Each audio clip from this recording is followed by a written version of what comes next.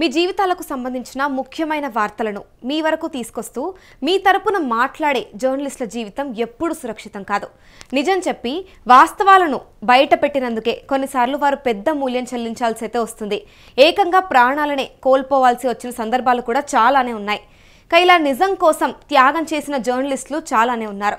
దాంట్లో ఒక్కసారి చూసుకుంటే రీసెంట్గా జరిగిన ఒక సంఘటన అయితే ఉంది. రీసెంట్గా ఏపీలో ఒక reporter road contractor road quality బాలేదు అని న్యూస్ రాస్తే అతన్ని వెంటపడి మరీ కొట్టారు ఆ కాంట్రాక్టర్.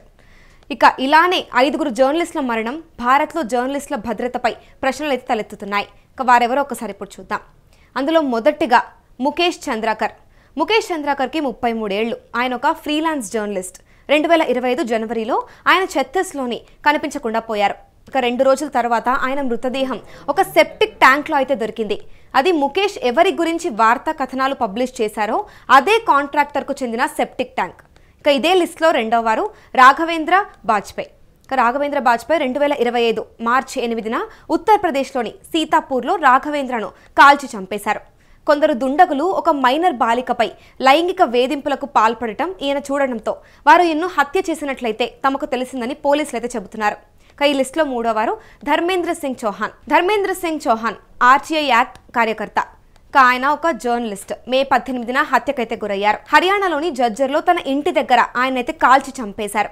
ఇదే లిస్టులో 4వ వారు రాజీవ్ ప్రతాప్ ఈ ఏడాది సెప్టెంబర్లో 9 రోజుల పాటు కనిపించకుండా పోయిన తర్వాత 36 ఏళ్ల యూట్యూబ్ జర్నలిస్ట్ రాజీవ్ ప్రతాప్ మృతదేహం అయితే ఒక డ్యాంలో దొరికింది.